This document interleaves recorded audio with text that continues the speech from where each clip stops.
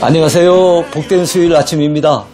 여러분 오늘도 말씀을 통해서 여러분을 만나고 또 여러분과 함께 주의 은혜를 나누는 그런 복된 시간을 가지게 되었습니다. 반갑고요. 감사합니다.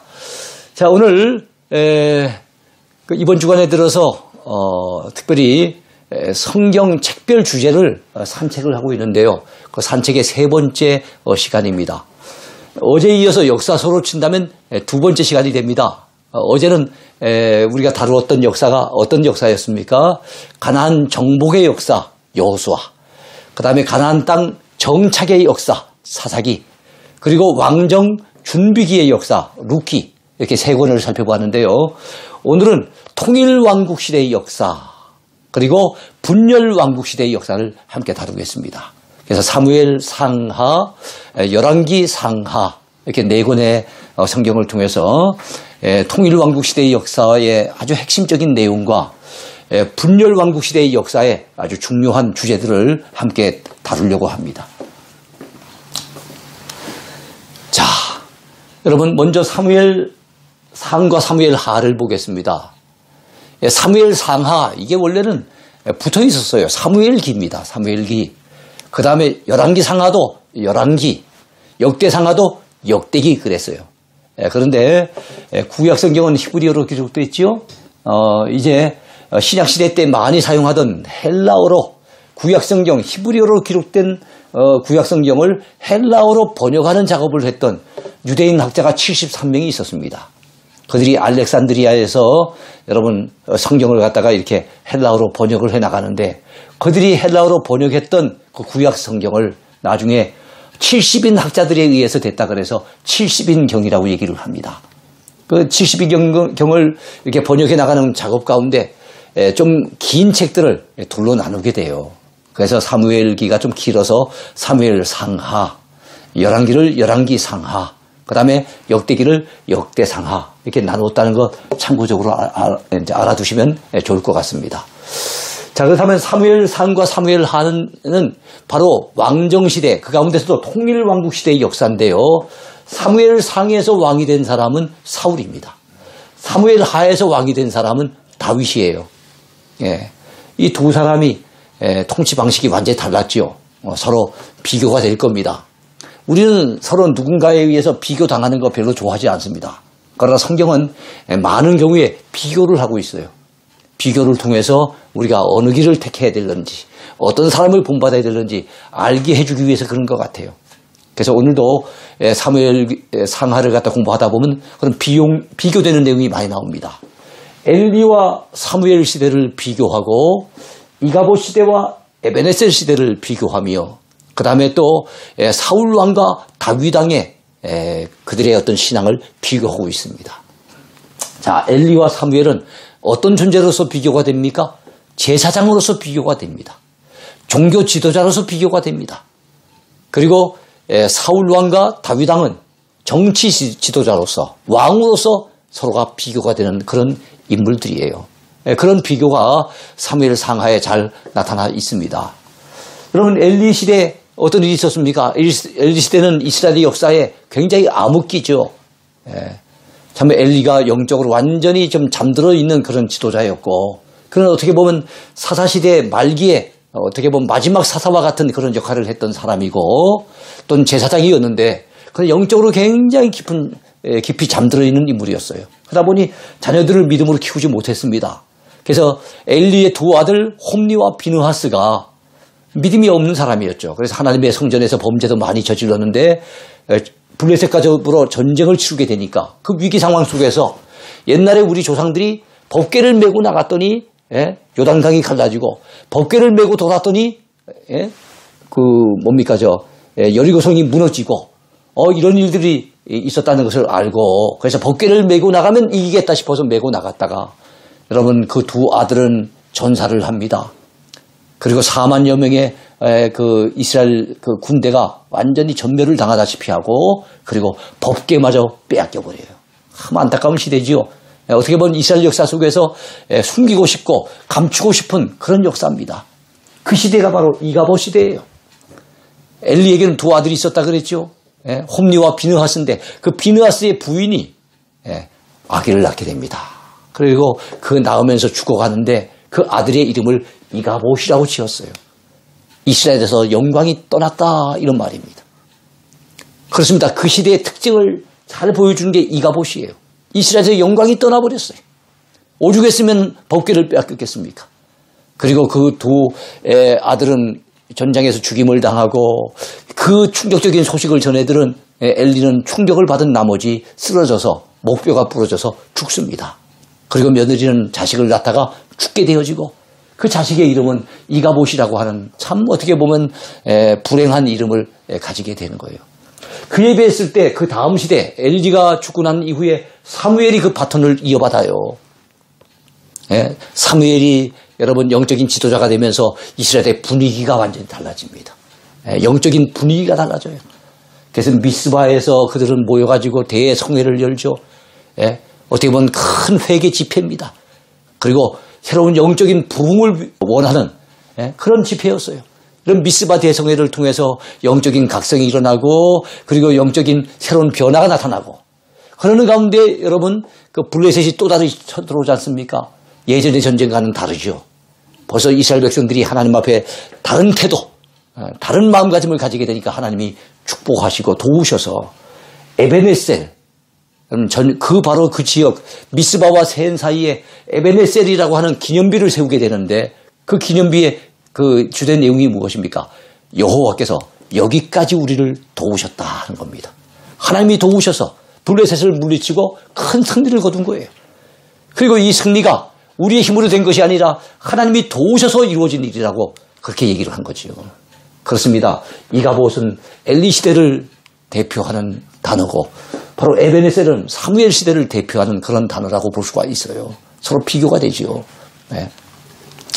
그리고 사무엘은 새로운 시대를 열어갑니다.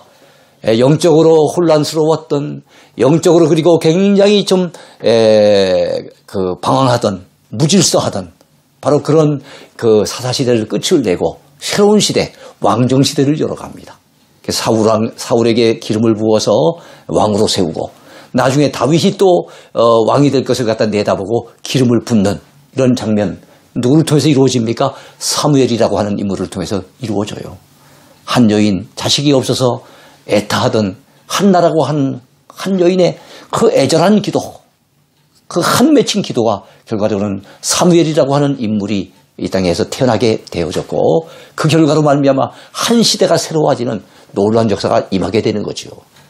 저는 참 이 강의를 하고 있습니다만 누가 그 나라의 왕이 되느냐, 누가 그 나라의 대통령이 되느냐, 누가 그 교회에서 목회하느냐, 누가 그 가정의 가장이 되느냐, 어떤 인물이 어떤 위치에서 있느냐에 따라서 여러분 확 모든 것이 달라질 수 있다는 것을 참 볼 수가 있어요. 사람이 중요합니다. 누가 세워지냐 하는 것이 정말 중요한 거예요. 사울왕은 그의 정치의 특징이 무엇입니까? 인본 정치입니다. 그는 자기 스스로의 힘으로 왕이 된 것처럼 착각을 하고 이스라엘이 자기 나라라고 착각을 했어요. 그래서 모든 것을 자기 뜻대로, 자기 결정대로 그 나라를 이끌려고 하는 인본 정치를 펼칩니다. 그에 비해서 다윗은 그렇지 않았어요. 이스라엘이라고 하는 나라는 하나님이 세우신 하나님의 나라이기에 그저 애굽 땅 종되었던 집에서 하나님이 기적적인 역사로 이끌어내셨고 광야 가운데 함께 하셨고 가나안 땅을 정복할 때도 하나님이 기적적인 역사로 도우셔서 그래서 세워진 나라가 이스라엘 나라라는 것을 다윗은 너무나도 잘 알았어요. 그리고 자기가 한때 이름 없던 목동이었고 양떼나 치던 그런 어린 소년 목동이었던 자기를 이스라엘의 왕으로 세우신 분이 하나님, 온전히 하나님의 은혜로 된 것인 줄로 알고 다윗은 철저하게 하나님의 뜻대로 그 나라를 이끌어가려고 합니다. 이것이 바로 신정정치예요. 그러니까 사울의 정치와 다윗의 정치는 너무나도 비교가 되고 너무나도 차이가 나는 거죠. 또한 사울이라고 하는 인물은 준비 없이 어느 날 세워진 왕이었어요. 전혀 왕이 되기 위해서 미리 준비 기간을 거치지 않았어요. 아버지의 암나기를 찾으러 나섰다가 어느 날 사무엘을 만나게 되고 사무엘이 이스라엘 백성들로부터 왕을 세워달라고 요구를 받고 있는데 기골이 장대한 사울을 보니까 이 사람이 괜찮겠구나 싶어서 그래서 여러분 어느 날 갑자기 세워진 왕이 사울이에요. 그에 비해서 다윗은 고생은 했지만 사울왕의 시기 때문에 도망자 신세가 되어서 유대 광야를 비롯한 여러 광야 지역을 헤매며 돌아다니고, 그리고 나중에는 원수의 나라 블레셋까지 망명을 가면서 힘든 고비를 많이 겪었지만, 그때마다 하나님을 바라보고 하나님을 의지하고, 그때마다 하나님을 전적으로 신뢰하는 가운데 여러분 하나님을 의지하는 법을 배우는 거예요. 철저히 하나님 앞에 순종하는 법을 배우는 겁니다. 그러면서 여러분 준비를 갖춘 왕이 되는 거예요. 영적인 준비를 갖추니까, 그러니까 하나님 앞에 여러분 귀하게 쓰임받게 되는 것을 보면서, 야, 사울과 다윗은 참 잘 비교가 되는구나. 아까 엘리와 사무엘이 잘 비교가 되는 것처럼. 그래서 우리는 엘리 같은 사람, 사울 같은 사람이 돼서는 안 되겠지요. 우리 사무엘 같은 사람이 되고 다윗과 같은 인물이 되어야 될 줄로 믿습니다. 자, 그래서 사울은 하나님이 패하셨어요. 다윗의 시대를 열어주신 우리 하나님. 그 다윗은 철저하게 자기가 왕이 된 것은, 나의 나 된 것은 하나님의 은혜라는 사실을 깨닫게 되어지고, 그래서 하나님의 은혜에 너무 감사해서 나라를 다스린 가운데 어느 날 아마 궁궐을 거닐면서 이런 생각에 잠겼던 것 같아요. 이야, 나는 한때 저 베들레헴 들녘에서 참 이름 없이 어린 목동으로서 양떼나 치고 있었던 나였는데 하나님이 나를 이 나라의 왕으로 세우시다니. 이야, 내가 이런 좋은 집, 고대강실 이 큰 집, 백향목 궁궐에서 내가 살게 되다니 참 이걸 꿈만 같구나. 순전히 하나님의 은혜구나. 그러면서 한켠에 드는 생각이, 나는 이 백향목궁 좋은 집에 살고 있는데 우리 하나님의 집은 완전히 천막 밑에 있으니 그 법궤를 그곳에 모시고 있으니 너무 하나님 앞에 죄송스럽다는 생각이 들면서 하나님을 위해 집을 지어드리고 싶은 마음, 성전을 짓고 싶은 마음이 생긴 거예요. 그랬더니 그런 고민을 갖다 털어놓았더니 그 당시에 나단 선지자가 왕의 마음에 원하는 바대로 행하면 되지 않겠습니까? 나단 선지자도 적극적으로 찬동을 했어요. 근데 우리 하나님은 나단 선지자를 부르셔서 하나님의 뜻을 전합니다. 바로 그가 전쟁에서 피를 많이 흘린 군인 출신이기 때문에 다윗이 하나님을 위해 성전을 짓는 것, 그는 온전하지 못한 모습이고, 오히려 그의 아들에게 가서 내가 허락을 해주겠노라 하면서 우리 하나님은 다윗의 마음을 받으셨어요. 다윗의 정성의 감동을 받으셨어요. 그래서 네가 나를 위해서 집을 지어주겠다고 얘기했다마는 아니다. 내가 너를 위해서 오히려 집을 지어주겠다. 그래서 하나님께서 다윗 집을 아주 굳건하게 견고하게 세우실 것을 약속을 하십니다. 이것이 다윗 언약이에요. 사무엘하 7장에 나와 있는 언약사에 있어서 굉장히 빼놓을 수 없는 중요한 언약입니다. 자, 그런데 이랬던 다윗이지만 여러분, 바세바의 범죄 이전과 이후에 다윗의 삶은 다릅니다. 바세바와 범죄한 이후에, 불순종한 이후에 어떻게 됩니까? 나중에 하나님 앞에 처절하게 매를 맞습니다. 그래서 그의 아들 압살롬이 반역을 일으키기도 하고, 그래서 여러분 막 쫓겨가지고 피난길에 오르기도 하고, 집안에 분란이 일어나기도 하고, 국가적으로 어려움을 당하기도 하고, 이러면서 불순종했을 때는 실패를 거듭하는 다윗을 볼 수 있어요. 그동안 그는 하나님 말씀에 순종해서 하나님 뜻대로 왕으로서 그 정치를 펼쳤을 때 승승장구했습니다. 하나님이 여호와께서 함께 하시니 다윗이 어디에 가든지 승리케 하셨습니다. 그랬던 다윗인데 그의 인생의 후반부에는 여러 가지 어려움을 당하는 걸 보면, 이야, 다윗같이 하나님이 사랑하신 인물도 하나님 앞에 불순종할 때는 저렇게 매를 대시는구나, 징계하시는구나 하는 것을 우리는 배울 수가 있어요. 우리는 하나님 앞에 택함받은 주님의 일꾼들이라고, 하나님이 나를 사랑하신다고 해갖고 너무 여러분 자만할 것 아닙니다. 우리 모두 불순종의 길을 걷지 말고 여러분 순종하는 저와 여러분이 되어야 될 줄로 믿습니다. 자, 우리에게 왕을 주어 우리를 다스리게 하라 했을 때에 사무엘이 그것을 기뻐하지 아니하여, 자, 이런 요구를 한 사람들은 이스라엘 백성들이에요. 근데 사무엘이 기뻐하지 않았어요. 그래서 여호와께 기도를 합니다. 그랬더니 여호와께서 사무엘에게 이르시되 백성이 내게 한 말을 다 들으라. 즉 그들이 왕을 요구한다면 왕을 세워주라, 이 허락을 하셨어요. 그러나 하나님 역시도 기뻐하시지는 않으셨어요. 이는 그들이 너를 버림이 아니요 사무엘을 버린 것이 아니라 나를 버려, 즉 하나님을 버려 자기들의 왕이 되지 못하게 함이니라. 여러분, 이 말씀 속에서 우리가 느낀 게 뭡니까? 하나님은 이스라엘 백성들이 그들의 생각 속에 마음 속에 하나님이 우리 나라의 왕이고 하나님이 내 인생의 왕이다는 이런 의식을 가지고 살기를 원하셨어요. 사울 왕도 사실 사울이 자기가 왕이 됐지만 진정한 이 나라의 왕은 하나님이십니다. 이런 생각을 가지고 그런 고백을 가지고 살기를 하나님은 원하셨을 거예요. 예? 그렇지 않겠습니까? 그래서 여러분 우리 모두는 오늘 그 시대와는 다른 시대를 살고 있지만 우리 마음에서 우리 하나님은 왕이시고 내 인생 가운데 하나님은 왕이시고 우리 가정 가운데서도 하나님은 왕이시라는 생각을 우리는 버려서는 안 될 줄로 믿습니다. 자, 사무엘이 이르되 여호와께서 번제와 다른 제사를 그의 목소리를 청종하는 것을 좋아하심같이 좋아하시겠나이까. 순종이 제사보다 낫고 듣는 것이 순양의 기름보다 나으니 이는 거역하는 것은 점치는 죄와 같고 완고한 것은 사신 우상에게 절하는 죄와 같음이라. 여러분 그렇습니다. 하나님 말씀에 순종하는 것을 하나님은 제사 지내는 것보다 더 귀하게 여기신다 그랬어요. 그러나 하나님의 말씀에 불순종한다고 한다면 그 불순종은 달리 말하면 사신 우상에게 절하는 죄와 같다는 거예요. 우상 숭배가 얼마나 큰 죄입니까? 그런데 하나님 말씀에 불순종하는 것이 역시 그에 해당된다는 것을 강조하신 거예요. 왕이 여호와의 말씀을 버렸으므로 자 사울 왕이 하나님의 말씀을 버립니다. 그러므로 그도 하나님 앞에 버림을 받지요. 여호와께서도 왕을 버려 왕이 되지 못하게 하셨나이다. 지금 사무엘이 사울 왕에게 하나님의 뜻을 이렇게 전하는 거예요. 얼마나 안타깝습니까? 여러분 우리는 하나님의 말씀을 저버리는 인생이 돼서는 안 됩니다. 종교개혁자들이 늘 부르짖었던 것처럼 우리는 하나님 중심, 말씀 중심, 교회 중심으로 살아가야 될 줄로 믿습니다. 자, 내 집과 내 나라가 내 앞에서 영원히 보존되고 내 왕위가 영원히 견고하리라 하셨다 하라. 자, 여기서 너는 다윗입니다. 하셨다 하라. 자, 하라라고 지금 명령을 받는 사람은 누굽니까? 나단 선지자예요. 하나님께서 내가 이런 말을 했으니까 너는 가서 전해라. 이거죠.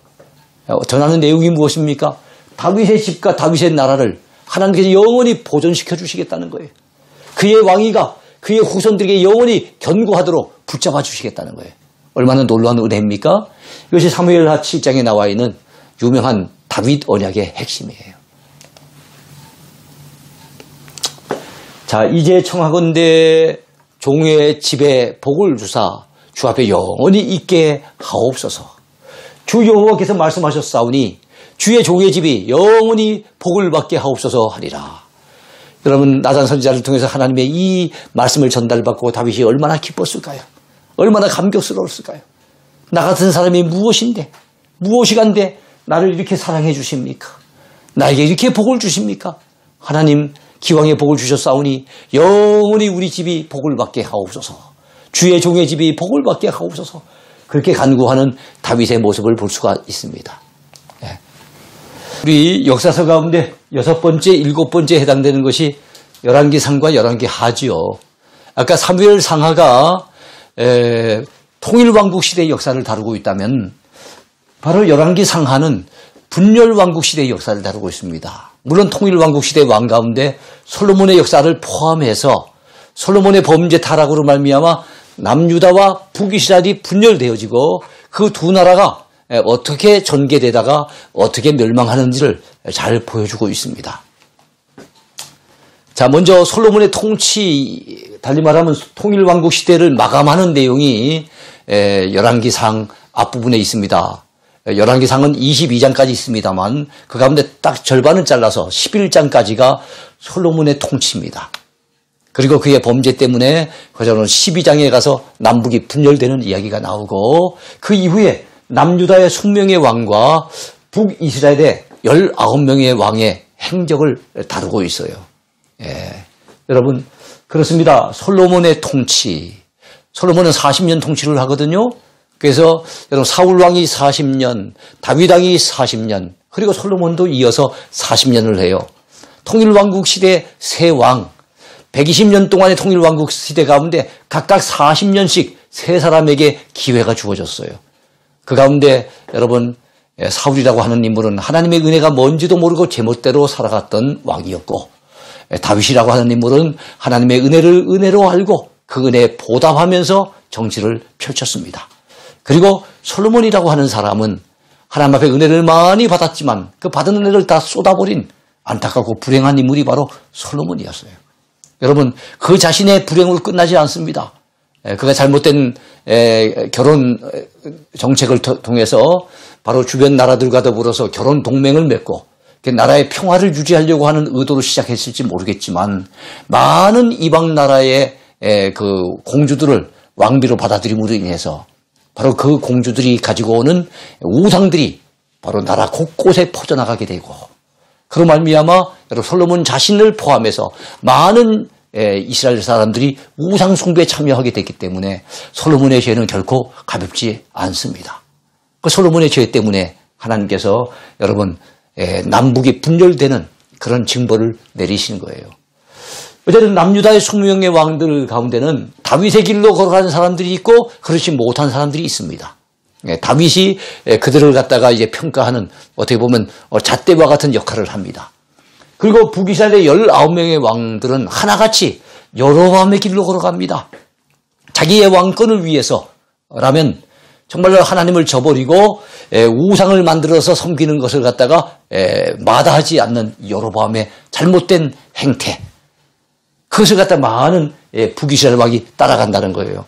여로보암이 생각해 봤을 때 북쪽에 있는 10지파 사람들이 남쪽으로 내려가면 안 되는데 그 절기를 지키기 위해서 또 예루살렘에서 제사 지내기 위해서 자꾸만 내려가게 되니까 혹시 르호보암한테 영향을 받을까 이런 두려운 마음이 생기는 거예요. 그래서 남쪽으로 내려가지 못하도록 단절을 시켜버리고 그리고 그들의 종교적인 어떤 욕구를 위해서 여러분 남쪽에는 베델, 북쪽에는 단에다가 금송아지를 갖다 세워가지고 그 앞에 절을 하고 금송아지를 섬기도록 바로 그렇게 유도하는 것이 여로보암의 길인 거예요. 근데 문제는 북이스라엘의 왕들도 다 여로보암이 걸어갔던 그 길로 걸어갔다는 게 더욱더 안타까운 문제입니다. 자, 북이스라엘과 남유다의 왕국은 드디어 여러분 흥하다가 결국엔 망하게 되는데 바로 북이스라엘 남유다 왕국의 흥망성쇠를 잘 다루고 있는 책이 바로 열왕기상과 열왕기하라고 보면 되겠습니다. 특별히 이것을 기록한 사람은 예레미야 선지자입니다. 남유다 멸망 당시에 BC 586년이죠. 남유다 멸망 당시에 쓴 선지자적인 관점에서 기록한 역사책. 그것이 바로 열왕기상하입니다. 예. 자, 여호와의 말씀이 솔로몬에게 임하여 이르시되 내가 지금 이 성전을 건축하니 내가 만일 내 법도를 따르며 내 율례를 행하며 내 모든 계명을 지켜 그대로 행하면 내가 내 아버지 다윗에게 한 말, 그게 뭡니까? 다윗 언약이잖아요. 그의 집을 견고하게 하고 그 다음에 영원히 그의 그 위가 왕위가 견고하도록 지켜주실 것이라고 하는 그 약속, 이 약속을 내게 확실히 이룰 것이요. 내가 또한 이스라엘 자손 가운데 거하며 내 백성 이스라엘을 버리지 아니하리라, 이렇게 하나님이 약속하시는 거예요. 열왕기상 6장 한참 솔로몬이 성전을 건축했던 바로 그 장면들입니다. 그런 약속을 주셨어요. 근데 문제는 이건 조건이 있는 거죠. 하나님의 말씀을 잘 지키고 그 법도를 따르고 행하면 그렇게 하겠다는 거예요. 여러분, 이스라엘 백성들에게 하나님께서 모세를 통해서 저 시내산에서 그 뭡니까? 언약을 주시죠. 그 히브리 언약을 주실 때도 뭐라 그럽니까? 너희들이 내 말을 잘 듣고 지켜 행하면 너희들이 내 소유가 될 것이며 제사장 나라가 될 것이며 거룩한 백성이 되게 하리라 그랬거든요. 이 조건이 있어요. 자, 근데 그 조건을 갖다 여러분 솔로몬이 지켰습니까? 지키지 못했지요. 그래서 어떻게 됐습니까? 솔로몬의 여러분 말기에 가니까 하나님이 이렇게 말씀을 하십니다. 여호와께서 솔로몬에게 말씀하시되 내게 이러한 일이 있었고, 이러한 일이라고 하는 것은 우상을 숭배하고 하나님 앞에 법도를 지키지 않았던 범죄했던 일을 얘기하는 거예요. 이런 일이 있었고 또 내가 내 언약과 내가 내게 명령한 법도를 지키지 아니하였으니 내가 반드시 이 나라를 내게서 빼앗아, 이스라엘 나라를 하나님이 빼앗으신대요. 빼앗아 내 신하에게 주리라. 여기서 신하는 누구겠습니까? 솔로몬의 신하였다가 나중에 북이스라엘을 12지파를 가지고 창건했던 여로보암을 얘기하는 거예요. 그에게 주신다는 거예요. 그러나 내 아버지 다윗을 위하여, 참 솔로몬은 죄를 많이 졌지만 그래도 다윗을 하나님이 생각하셔서 내 시대에는 이 일을 행하지 아니하고 내 아들의 손에서 빼앗으려니와. 자, 솔로몬이 그 죄를 지었는데도 솔로몬 당대는 나라가 분절되도록 하지 않으셨어요. 그의 아들 르호보암 대에 가서 나라가 갈라집니다. 오직 내가 이 나라를 다 빼앗지 아니하고 내 종 누굽니까? 다윗과 내가 택한 예루살렘을 위하여 한 지파를 내 아들에게 주리라 하셨더라. 여기서 말씀하는 한 지파는 바로 유다 지파입니다. 유다 지파. 물론 우리가 나중에 알게 된 것은 유다 지파가 이제 핵심 지파고 거기다 하나가 곁들여지죠. 그것은 바로 베냐민 지파입니다. 유다 지파는 다윗을 배출했던 지파고 베냐민 지파는 사울 왕을 배출했던 지파인데 그 지파가 남유다로 묶이게 되고 나머지 10지파는 여로보암에게로 나가서 결국엔 북이스라엘을 이루게 됩니다. 그러나 여러분 베냐민 지파가 있지만 베냐민 지파는 어떻게 보면 좀 옆에서 돕는 지파라 보면 되고 핵심이 되는 지파는 유다 지파입니다. 여기서 한 지파는 유다 지파. 유다 지파는 원래 다윗이 유다 지파 출신이면서 또 다윗을 처음 왕으로 추대한 사람들이 유다 지파 사람들이에요. 다윗은 7년 6개월 동안 유다 지파의 왕으로서 헤브론에서 통치하다가 나중에 여러분 어떻게 됩니까? 전 이스라엘의 왕으로 산 것은 33년 정도가 됩니다. 합치면 40년 6개월 동안 왕으로서 있었어요. 자, 오므리는 누굽니까? 아하방의 아버지잖아요. 오므리가 여호와 보시기에 악을 행하되 그 전에 모든 사람보다 더욱 악하게 행하여 느밧의 아들. 자, 아들이 잘못하니까 아버지의 이름이 항상 좋지 못하게 따라갑니다. 아들이 잘하니까 다윗은 항상 그 앞에 이세의 아들 다윗. 내가 이세 아들 다윗을 만나니 내 마음에 합한 사람이라. 내 뜻을 그에게 다 이루게 하리라. 다윗이 잘하니까 그 아버지 이세도 덩달아서 이름이 빛이 났는데 그만 이 여로보암이 잘못하니까 그 아버지 느밧이 늘 안 좋은 이름으로 따라다니는 거예요. 느밧의 아들 여로보암의 모든 길로 행하며 여로보암의 모든 길이 어떤 길입니까? 우상 숭배하는 길, 금송아지 섬기는 길이에요. 근데 바로 오므리가 그런 길을 걸었다는 겁니다. 제가 한 예를 들었을 거예요. 들었을 뿐이고 오므리 외에도 북이스라엘 왕들은 한결같이 다 바로 이 여로보암의 길로 행했다는 거예요. 안타깝지요. 그가 이스라엘에게 죄를 범하게 한 그 죄 중 이스라엘에게 죄를 범하게 했던 게 뭡니까? 우상 숭배하게 한 그 죄 중에 행하여 그들의 헛된 것들로 이스라엘의 하나님 여호와를 노하시게 하였더라. 그 금송아지 때문에 하나님의 진노를 사게 만들었던 인물 바로 오므리입니다. 근데 오므리뿐만 아니라 다른 왕들도 마찬가지였어요. 남유다의 왕들 가운데 대표적인 인물 한 사람 뽑아볼까요? 요시야입니다. 남유다 왕들은 다윗의 길로 행했느냐 그렇지 않았느냐 이게 기준이에요. 요시야 왕은 다윗의 길로 행했던 가장 대표적인 왕이에요. 어떤 왕보다도 하나님 앞에 참 신실했던 왕이에요. 요시야 이전에도 그런 인물이 없었고 요시야 이후에도 그런 인물이 없었다고 됩니다. 요시야가 여호와 보시기에 정직히 행하여 그의 조상 누구의 길로요? 다윗의 모든 길로 행하고 좌우로 치우치지 아니하였더라 그랬습니다. 이스라엘 자손이 여로보암이 행한 모든 죄를 따라서 여러분, 자 지금 현재 여로보암의 길을 설명했습니다. 그다음 다윗의 길을 설명을 했어요. 그런데 다윗의 길로 행한 사람들은 많지는 않지만 남유다 나라 가운데는 다윗의 길로 행한 사람들이 제법 있었어요. 대표적인 경우에 아사라든지 여호사밧이라든지 히스기야라든지 요시야 왕이라든지 이런 사람들이 있었단 말이죠. 그런 사람들이 있는 바람에 남유다 나라는 조금 더 오래 갑니다. 한 140년 정도 더 가요. 더 가지만 북이스라엘 나라는 남유다보다 140년 먼저 빨리 멸망을 당하고 맙니다. 그것은 바로 여로보암의 길로 왕들이 걸어갔고 우상 숭배했고 거기에 온 이스라엘 백성들이 따르게 됨으로써 하나님의 진노를 샀기 때문입니다. 그래서 여러분 북이스라엘이 어떻게 되는지 그 운명을 보겠습니다. 이스라엘 자손이 여로보암이 행한 모든 죄를 따라 행하여 자 이스라엘 자손이라 했어요. 왕들뿐만 아니라 나중에 이스라엘 온 북이스라엘 백성들이 다 그렇게 되더라는 거예요.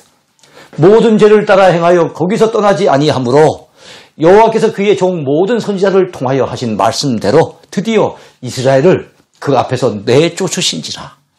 이스라엘이 고향에서 여러분 어디에 사로잡히게 됩니까? 아수르에 사로잡혀서 끌려가게 되고 오늘까지 이르렀더라. 열왕기하 17장에 나옵니다. 열왕기하 17장은 바로 북이스라엘의 멸망을 다루고 있어요. 그리고 열왕기의 화하의 맨 마지막 장인 25장에서는 남유다의 멸망을 또 다루게 됩니다.